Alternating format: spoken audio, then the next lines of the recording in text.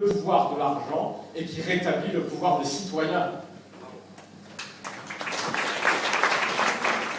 Ça veut dire quoi, abolir le pouvoir de l'argent? Je ne vais pas faire la liste des mesures. Bien, comprenez bien ici que, en même temps, ce n'est pas le lieu, et puis on est entre camarades et sympathisants bien informés. Vous allez sur le site du Parti communiste français, de la gauche unitaire ou du Parti de gauche, et vous trouverez toutes les contributions, tout l'état des travaux en cours, et vous verrez que les propositions ne manquent pas sur tous les sujets, sur tous les domaines, sur tous les points qui ont été soulevés dans les questions pertinentes que nous avons entendues ce soir. Donc mon propos, ce n'est pas tant, en ce qui me concerne en tout cas, de vous dire qu'il faut refaire l'inventaire des propositions ou des mesures qu'il faudrait prendre, mais c'est de poser la question justement, qu'est-ce que c'est, nous, notre rapport en tant que gouvernement qui arrivait, parce qu'on n'est pas là pour s'amuser, pour rigoler, pour faire semblant, on est là dans une dynamique pour changer de rapport de force à gauche, pour peser dans un gouvernement de gauche qui se ferait sur les lignes que nous défendons. Donc abolir le pouvoir de l'argent, ce sera quoi? Abolir le pouvoir de l'argent dans l'entreprise. Cesser, mettre un terme définitif à cette situation qui fait que la santé, la vie et le salaire, je dirais accessoirement, même si c'est fondamental, enfin le salaire c'est encore accessoire par rapport à la vie des travailleurs, et maintenant sous la coupe des intérêts de gestionnaires de capitaux qui décident de tout. Et pas seulement dans le secteur privé, puisque maintenant ça atteint les anciennes entreprises du secteur public, ça atteint même le pôle emploi, c'est-à-dire cette obsession de l'efficacité, de la compétitivité, de la performance et de la rentabilité, c'est ce qui amène les gens à la mort. Voilà, le capitalisme tue aujourd'hui les gens exactement comme il les tuait au XIXe siècle. Donc abolir le pouvoir de l'argent, c'est faire que c'en soit fini du pouvoir des actionnaires, fini du pouvoir de ceux qui ont l'argent. Voilà. Et ça se fait très simplement. Il n'y a pas besoin de couper des têtes, en tout cas pas dans un premier temps, tant qu'il faut que ça fait dans la manière démocratique. Il suffit de changer le droit des entreprises. Voilà, le pouvoir, il est là, en donnant, ça a été dit, des droits d'intervention, des droits de veto, des droits de participation aux décisions stratégiques, et pas seulement aux salariés d'ailleurs, aussi aux collectivités territoriales, parce qu'il ne faudrait pas oublier que les entreprises ne se développent pas dans l'air du temps, qu'il faut du travail, certes il faut aussi un peu d'argent et d'investissement, mais il faut les infrastructures, il faut l'éducation des gens, il faut les loger, il faut de la santé, bref, il faut des territoires, voilà, des collectivités publiques qui apportent tout ça. Donc abolir le pouvoir de l'argent par l'entreprise, ça on sait faire. Abolir le pouvoir de l'argent aussi, vous allez dire, c'est bizarre ce qu'il dit, dans la finance. La finance, vous savez, c'est bien, il y a une bonne finance.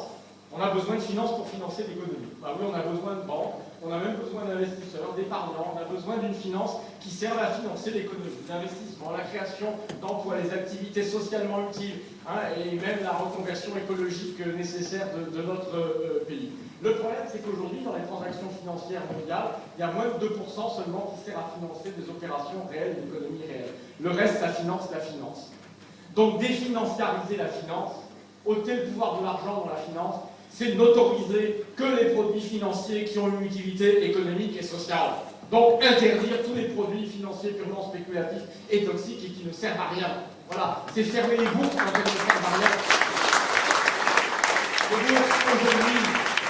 Les bourses aujourd'hui n'apportent pas un centime aux économies. Elles ne servent plus à financer l'économie. Elles ne servent qu'à pomper, à sucer les ressources des entreprises pour aller alimenter les dividendes. Depuis le milieu des années 90, les bourses n'apportent pas 1 euro net de financement à l'économie. Quand on fait le somme de ce qui est apporté comme financement via la bourse et le somme de ce qui est reversé sous forme de dividendes, etc., eh bien, en fait, la bourse est un instrument à assécher les ressources financières des entreprises.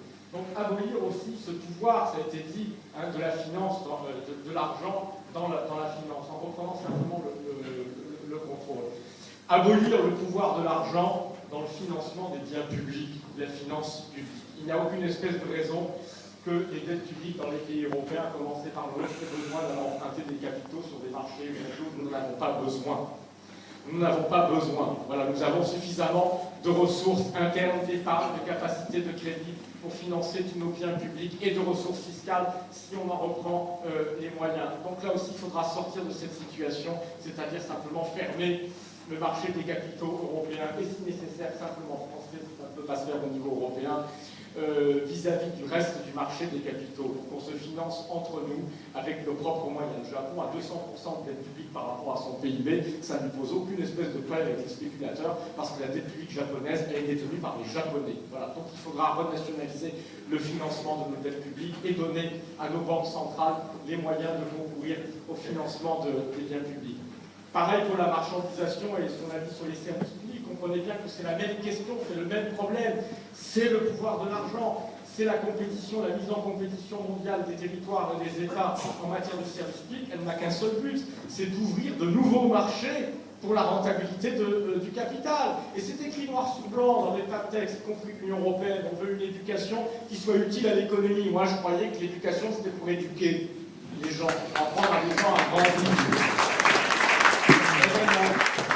Utile à l'économie. Et le pire, d'ailleurs, c'est que cette façon de concevoir l'éducation, à terme, à long terme, en plus, devient tout à fait inutile à l'économie, en réalité. On veut un hôpital rentable, des services d'hôpitaux rentables, et ainsi de suite. Bref, ceci est à la même source. Et donc, si vous ne vous attaquez pas au pouvoir du capital et au pouvoir de l'argent, vous n'avancez sur aucun de ces terrains. Et comment on s'attaque principalement au pouvoir de l'argent et du capital?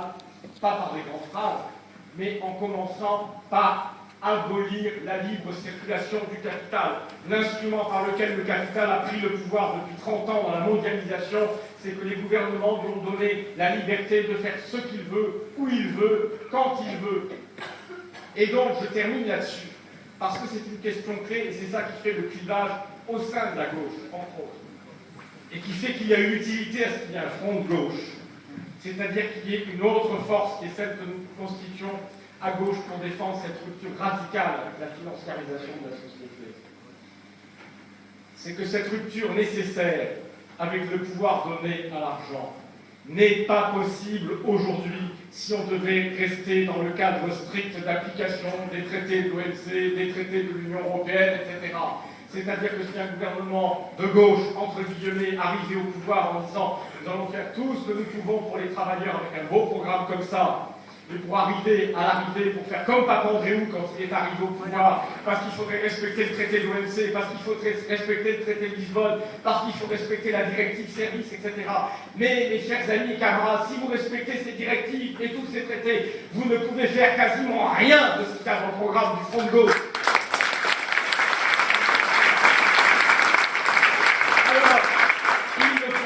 Se raconter l'histoire ni entre nous, ni devant les Français. Moi, j'ai déjà fait ça au PS en 2004, j'ai déjà donné. Faire campagne pour l'Europe sociale, soi-disant, pour que 3 semaines après, le premier secrétaire du Parti Socialiste parte en campagne en disant oui au traité constitutionnel européen. Moi, je ne recommencerai pas, camarade. Donc, je vous raconte une petite histoire qui tient en 2 minutes. En 2012, c'est le Front de gauche qui, grâce à la vertu du pouvoir des électeurs, est en tête d'une manière ou d'une autre. Et nous avons pour Premier ministre Pierre Laurent, par exemple, ou Marie-Georges Buffet, Maryse au logement, par exemple, c'était pas mal. Notre camarade Achille à l'enseignement supérieur. Et puis, on va nommer Denis Durand gouverneur de la Banque de France.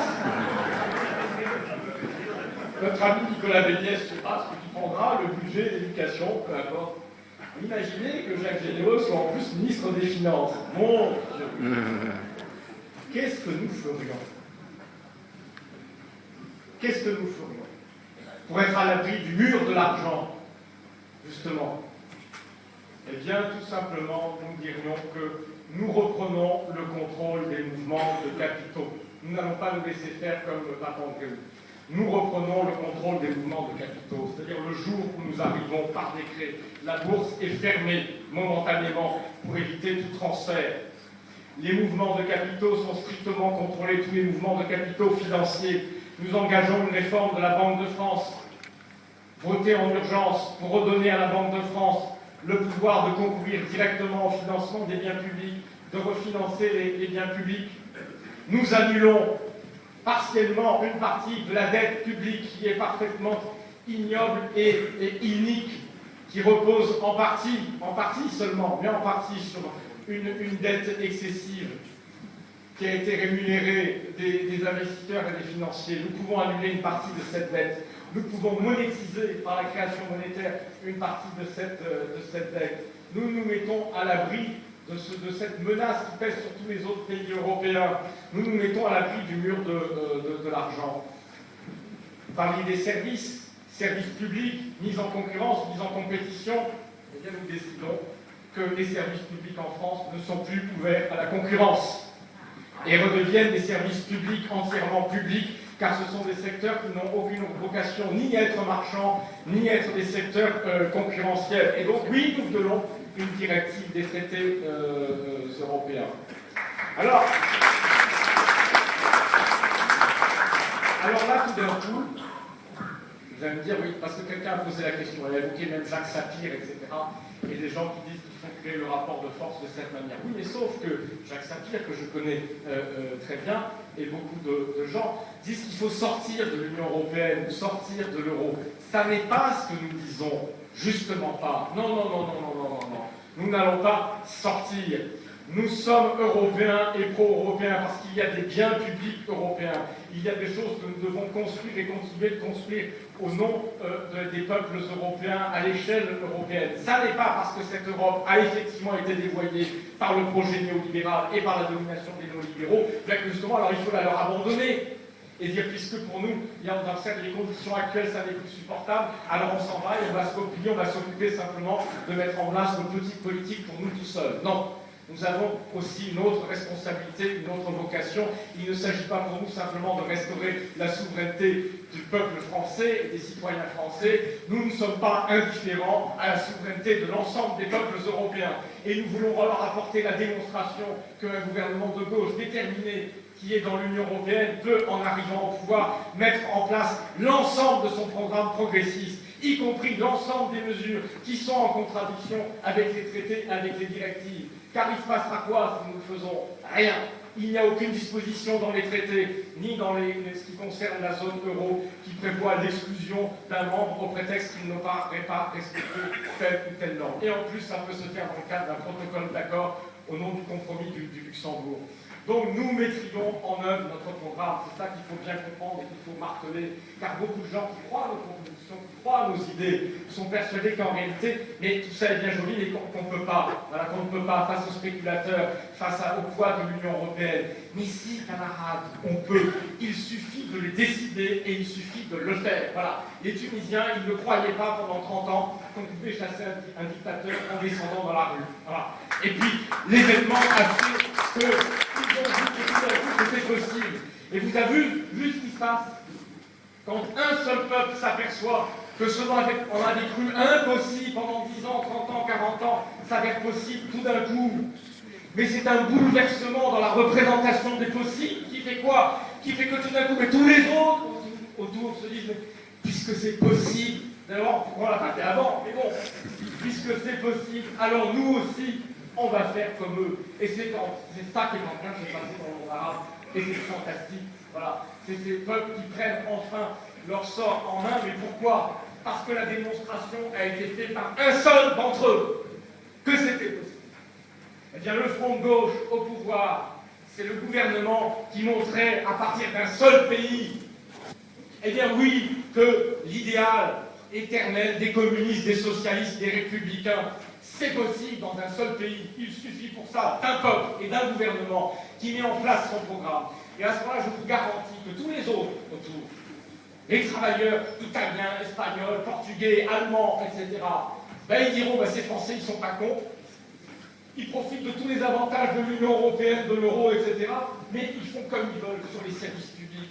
Ils repratiquent une politique du crédit pour eux. Ils reprennent le contrôle de leurs mouvements de capitaux. Ils ne sont plus à la botte des marchés financiers. C'est eux qui ont raison. Et à ce moment-là, ce sont les politiques néolibérales menées par les autres gouvernements qui deviendront insupportables. Et c'est comme ça que se changera le rapport de force, mes chers amis et mes chers camarades. Et pardon d'avoir été probablement un tout petit peu trop long.